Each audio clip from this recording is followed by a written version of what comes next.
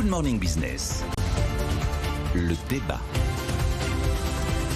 Presque 7h15 sur BFM Business. Place au débat avec Nicolas Dosé et Jean-Marc Daniel. On va parler politique monétaire, messieurs. Ce matin, la Banque centrale de Suède a abaissé son principal taux directeur, une première en 8 ans.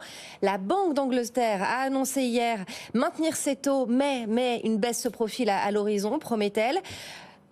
La BCE devrait agir en juin. Est-ce que ça donne le coup d'envoi des baisses, là, cette première baisse de taux de la part de la Banque de Suède ? Alors, clairement, oui, pour l'Europe et pour les stars des banques centrales, on pense bien sûr à la BCE. Bon, le mouvement est engagé, là. On était à un plus haut depuis 15 ans. On est à un plus haut depuis 15 ans en Grande-Bretagne, à 5,25%. Et là, à Francfort, il y a maintenant une sorte de consensus qui s'est installé pour considérer que le 6 juin, on allait dégainer, donner le coup d'envoi de la baisse des taux. Le constat, c'est que l'inflation se recule, elle est à 3,2% en mars en Grande-Bretagne, mais la cible des 2% se dessine en Europe. On considère que les chocs que l'on a vécus 2021, 2022, aujourd'hui sont absorbés. Le fameux effet de second tour sur les salaires n'a pas été observé, donc il n'inquiète plus comme il a pu inquiéter par le passé. Et puis on n'a pas d'emballement de croissance, c'est le moins qu'on puisse dire, comparativement aux États-Unis. Alors là, maintenant, il y a un débat, toujours Faucon-Colombe. Est-ce qu'il faut diverger avec la Fed ? Parce que jamais, en fait, la BCE n'a agi avant la Réserve fédérale américaine.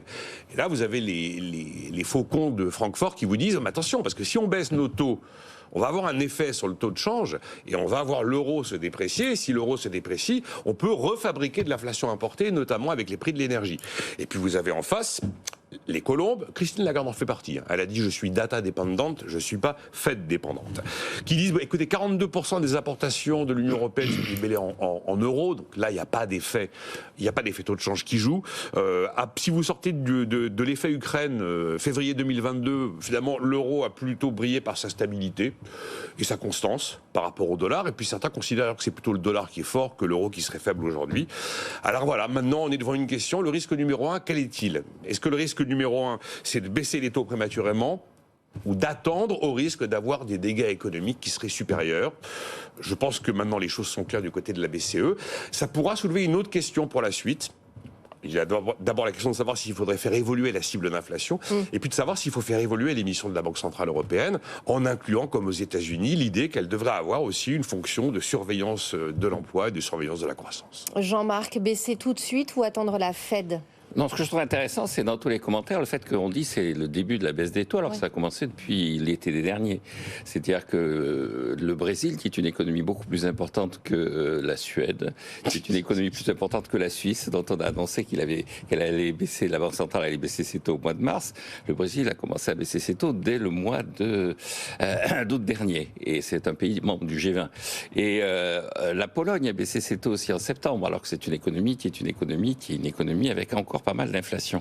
Et donc, en fait, le débat, à l'heure actuelle, quand on lit ce que racontent les banques centrales, il tourne autour de deux éléments. Est-ce qu'il faut revenir à ce qu'on appelle les formules de Taylor, c'est-à-dire des actions automatiques d'évolution dans les taux, c'est-à-dire enlever une sorte d'arbitraire dans le choix des taux en disant est-ce qu'il va baisser, pas baisser, est-ce que cette espèce de jeu où tous les grands gourous de la finance analysent et psychanalysent les banquiers centraux en disant oh là, mais je sais ça, j'ai vu ça, puis vous savez, j'ai croisé Madame Lagarde qui m'a dit cher ami, qu'est-ce qu'il faut que je fasse? Bon, ou est-ce qu'on va revenir à une vision où il y a une indépendance qui est associée à une automaticité de la politique monétaire? Et donc c'est ce premier problème que pose la Banque d'Angleterre en disant qu'il y a quand même un besoin de lisibilité. D'ailleurs, dans ses papiers, la Banque d'Angleterre revient sur le fait que, d'une certaine façon, à force de jouer sur les gourous, les anticipations et tout ça, on a fini par perdre un Premier ministre en Angleterre, c'est-à-dire l'incapacité à définir une politique économique claire, une attitude claire de la Banque centrale a eu comme conséquence une ruée contre la livre qui a eu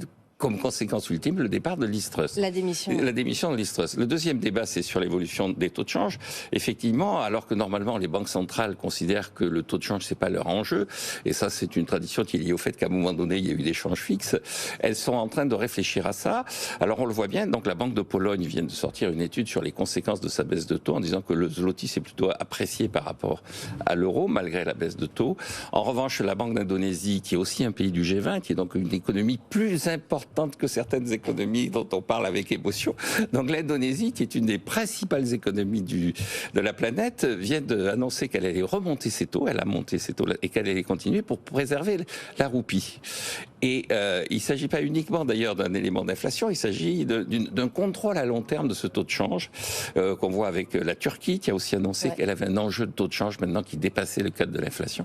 Et donc je crois que dans les réflexions des banques centrales que initie la phase dans laquelle nous sommes rentrés dès le mois d'août dernier, les deux questions qui vont se poser, c'est est-ce que l'indépendance signifie une automaticité retrouvée de la politique monétaire, et est-ce que le taux de change va devenir un des enjeux plus marqués de la politique monétaire? Il n'y aura pas d'automaticité. Je suis convaincu que ça n'arrivera pas. Je suis pas sûr. Après, la question du taux de change, même si elle n'est pas inscrite noir sur blanc, elle existe dans les esprits. Je pense. Mais... Non, enfin, je pense d'abord que l'automaticité, au contraire, les banquiers centraux vont revenir vers ça parce que c'est une forme de confort. Et donc, les formules de Taylor leur ont permis. La prise de pouvoir s'est faite dans les années 90 grâce à des formules de Taylor. Après, sur le taux de change, effectivement, l'enjeu du taux de change, c'est qu'il n'y a pas l'évolution telle qu'on l'attendait des taux de change par rapport à l'évolution des taux d'intérêt. Là aussi, c'est moins automatique. Et donc, il y a une vraie réflexion qui est engagée là-dessus. Bon, on va vous laisser vous mettre d'accord peut-être. Ah mais on est d'accord sur le fait que ça va baisser. Oui, voilà. Au moins vous êtes qu'il est d'accord temps que ça baisse. à ce niveau-là. Merci beaucoup à tous les deux.